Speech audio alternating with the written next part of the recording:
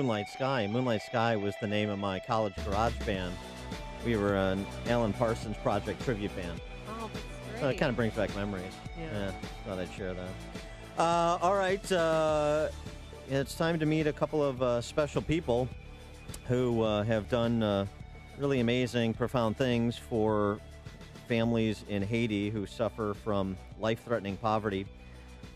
They were recently profiled back in August in the Daily Herald for the fundraising they've done for Food for the Poor to help the Haitian people, and in part, at least in part, in tribute to their dearly departed daughter. They are Florette and Andy Sokulski of Inverness, and they join us now. Thanks for joining us, Florette and Andy. Appreciate it. Good morning. Good morning. It's our pleasure. Absolutely. Well, tell us about your story about getting involved with Food for the Poor and by extension, all the work that you've done to help the people in Haiti. Why decide to devote your philanthropic time and money to this cause? Well, when Julie passed, we, of course, wanted to keep her memory alive. And we tried something on our own, a golf outing, Dan. And if she was alive, she probably would have beat you on the golf course. Really? She was a good golfer? Yeah. Really? I love it. Oh, yeah. She was most valuable and team captain at Barrington High School. Oh, boy. In fact, they named the yearly tournament after her. You're right. She probably would have beat me. Yeah, she might have. But she was just a little peanut. She was a small girl, but very good athlete. And after she passed, we went to live in the city. We had got a condo down there to be near her because she was at Northwestern for, I'd say, a good part of almost 7 years because she really suffered. And we decided to just maybe start one water well in her memory. And we gave a call to Father Medlaz, who was the founding pastor at our parish in Inverness, Father Medlaz. And we knew that he was doing work in Haiti and in the Dominican Republic. So we decided to team up because he was also working with Food for the Poor, and that's kind of how it started. And that was the 12 Catholics, Amy. Oh, the yeah, Catholics. And that was 12 years ago. And I was recently in Haiti, and everybody knows you two. I mean, I'll say I was from Illinois, and they said, "Oh, do you know Florette and Andrew? Do you know Flo and Andy?" And they all know you because Police you water? helped build a hospital. Yeah, the hospital is kind of our real prize amongst all the other projects that we've been able to be involved in there. And to your point that you've been making a lot, Amy, with the schools that are being built there this year, we're building a school we've taken on, it's actually a very large project, one of the biggest that Food for the Poor has done in Haiti. I just wanted to mention that it was actually a swamp, that these people were living in filthy water in a swamp. And when Food for the Poor, we went with Father Med last May to look at the property to build the school, we really weren't sure if we wanted to be a part of it because it was one of the largest construction projects that Haiti has done. And we thought, well, what if it's not successful? What if it takes years? But actually, these people were almost afraid to leave the swamp. So I'm happy to say that right now the school is built and the homes are built. Oh, we think we have, 190 homes, and the school will We'll have about 155 to 160 children there. And it's, they're very excited about the people that we met in the village so far, very excited about their children being able to be proximate to a school as opposed to walking sometimes up to 2 hours just to share part of a day in a classroom.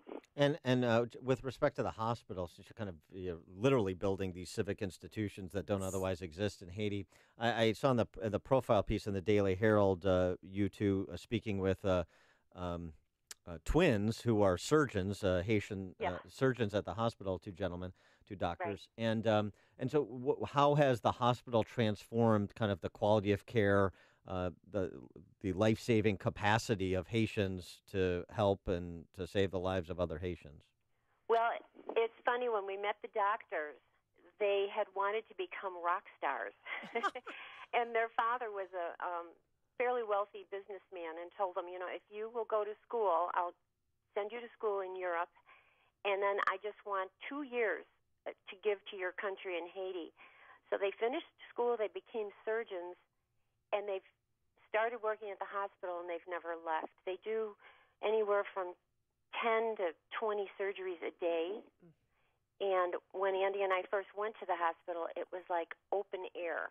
There'd be a building here and a building there, and people were basically sitting in an alley, and there were just these, old drapes just waving in the breeze. People just waiting to be seen, and it was something that you can't even imagine. Something out of centuries ago, just to get any kind of health care, and we quite amazed ourselves at the size of the hospital now and the accommodations for recovery rooms, surgical rooms, and all the equipment that we've been able to supply through our donors.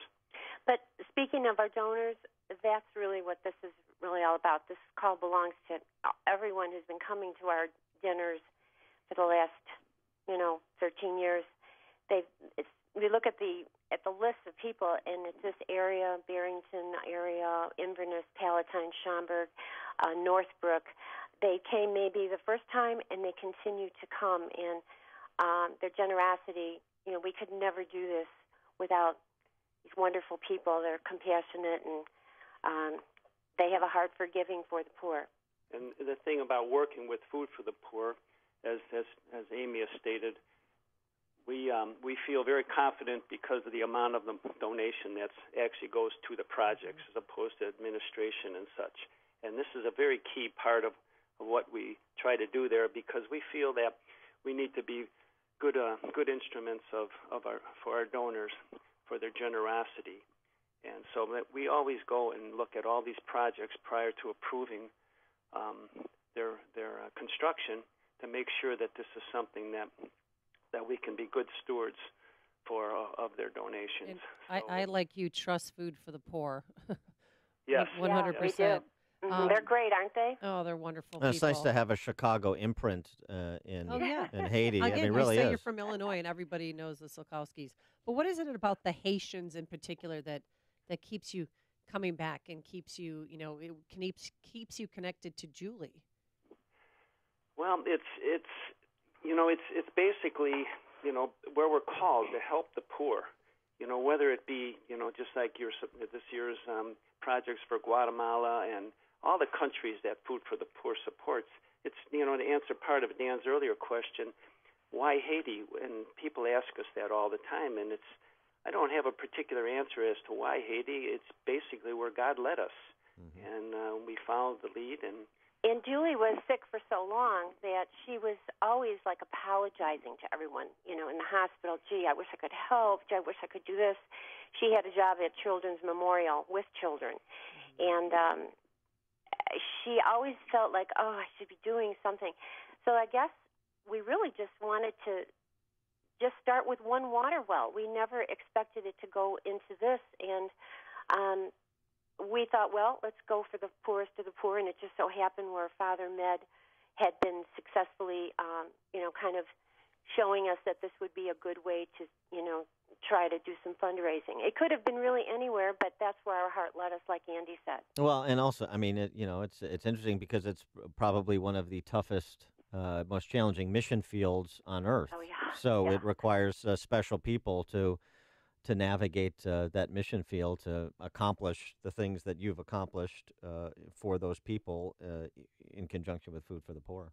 Well, Julie was a pretty tough little girl, so, it was like it almost made sense to go there. Well, it's basically a conduit for people to give, that we feel that often there's a lot of people out there for all these different charities that are always asking for different things, and we basically feel our real goal was to just give a connection for people to give, because we know people are very generous in our country, but they want to make sure that when they give that, the dollar's being well spent. Mm-hmm. We feel confident that we can accomplish that for them. And so far it's been so successful. We never expected to have a shelf life of 13 years at this point, and still going on. Well, just flying off what Amy said about how well known you guys are in Haiti, and for as long as you've been doing this, have you developed? I assume you've developed friendships with Haitian families you've helped over that 13-year period that you see and stay in touch with. Well, we don't having a direct in touch because the communication is difficult because we don't speak Creole or French or whatever. But through Food for the Poor, we go back and visit prior projects, and the people do remember us. And the people at Food for the Poor are wonderful. I mean, they're just they're fun, they're lighthearted, but they're serious as far as the work that we're doing. And we basically we don't stay there a long time because you have to they have to really prepare for these mission trips. So we're only there for a few days. We get our work done, we have some fun, we pray, and then we talk with Father Med, Andy, and I, and discuss which the best road is to go. Like I said, the school kind of scared us and taking these people out of the swamp, and it turned out to be that God just kind of led us in that direction. It worked out to be. And we're all surprised that it worked out as well as it did. And to get to these villages is not an easy task. No. What would take normally a half hour in Chicago takes 3 hours. If you're, I mean, these roads are there's no infrastructure there, and it's pretty serious. So this swamp. Do you know what was the name of the village where you built the school? It was called the Alpha Village. Alpha Village. And my only criteria is that anything we build, we name it after my daughter Julie. There you go. And of course, Holy Family, the people of Holy Family. So we're all kind of one big family, really. Everyone who contributes. Well, when Amy was down there, I said you were renaming all the boys and girls. I think all the girls you were renaming Julie. Yeah. Well, that was a goal. So we're going to someday, we'll go back and find out how many there are. There you go. Oh, but everybody and the Haitians do appreciate you, and so all the employees at Food for the Poor, they really they love the work that you've done. Thank you very much. That's nice. It's very nice to hear that because when you come and go, but we look forward to going there for a lot of different reasons and to see the progress, of course. In the hospital, it is an amazing thing. And we're looking forward to doing the ribbon cutting for the new school coming up. We have ladies in our church that knit, and they've made little baby blankets for the intensive care unit, which they've never had before. And these babies would be wrapped up in basically Pampers. They never had a blanket. Just a lot of things that this trickles down, not only what Andy and I are doing, but another gentleman in our church, I think, bought 30 solar ovens. Someone decided to build another school and name it after Father Med for next year. So it isn't just, us. It's, I think once you go there, and I'm sure, Amy, you want to go back, right? I do. Yeah, leadership by example. Florette and Andy Sokulski, Food for the Poor, they were discussing all the projects in Haiti, all the good work that they're doing in conjunction with others and with Food for the Poor. Florette and Andy, thanks so much for joining us. Appreciate it. Our pleasure. Thank you. Have a good day. You too. Thank you. God bless you. And they joined us on our turnkey.pro answer line. You've made